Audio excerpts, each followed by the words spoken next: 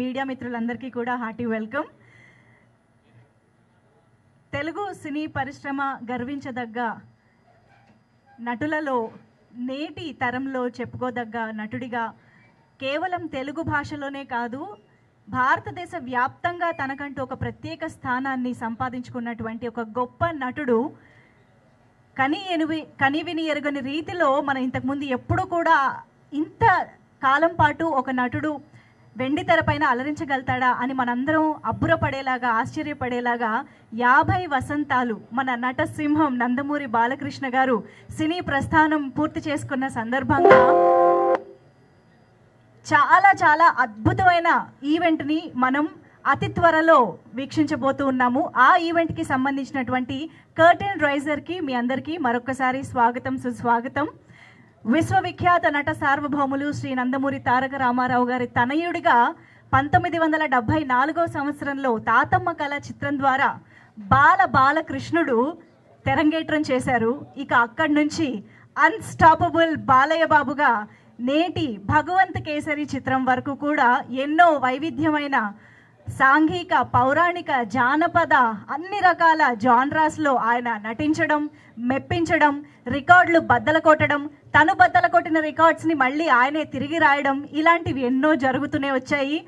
తెలుగు సినీ box ఆఫీస్కి రూలర్గా కొన్ని దశాబ్దాలుగా ఏలుతున్నటువంటి లెజెండ్ శ్రీ నందమూరి బాలకృష్ణ గారు 50 వసంతాలు అని చెప్పుకోవడానికే ఎంత అద్భుతంగా ఉందో అనిపిస్తోంది. నాకు తెలిసి ఈ మధ్య కాలంలో ఇన్ని సంవత్సరాలు ఒక నటుడు సినీ రంగంలో ప్రస్థానాన్ని పూర్తి చేసుకున్నారు అని వినడం ఇదే మొదటిసారి అని చెప్పాలి. అయితే ఈ మొదటిసారి ఇలాంటి ఒక ఈవెంట్ని, ఇలాంటి ఒక సిట్యువేషన్ని ఎంత అద్భుతంగా సెలబ్రేట్ చేసుకోవచ్చు అన్నదానికి తార్కాణంగా మనం సెప్టెంబర్ 1వ తేదీన జరగబోతున్నటువంటి ఆ సెలబ్రేషన్స్ని మనం చూడబోతున్నాం అనమాట. సో శ్రేయస్ మీడియా ఈ ఈవెంట్ని, ఇవాళ మొదలైనటువంటి ఈ సెలబ్రేషన్స్ సెప్టెంబర్ 1వ తేదీన నోవోటల్లో అంగరంగ వైభవంగా కనివిని ఎరుగని రీతిలో కేవలం తెలుగు సినీ రాజకీయ ప్రముఖులు మాత్రమే కాదు, భారతదేశ వ్యాప్తంగా ఉన్నటువంటి ఎంతోమంది దిగ్గజాలు, సినీ రాజకీయ రంగాలకి సంబంధించినటువంటి దిగ్గజాలు ఆ ఈవెంట్కి రాబోతూ ఉన్నారు. బాలకృష్ణ గారు 50 వసంతాలు పూర్తి చేసుకున్నటువంటి తరుణంలో, శుభ తరుణంలో వారిని అభినందించడానికి, శుభాకాంక్షలు తెలపడానికి వారందరినీ ఒకే వేదిక పైన మనం చూడబోతూ ఉన్నాము.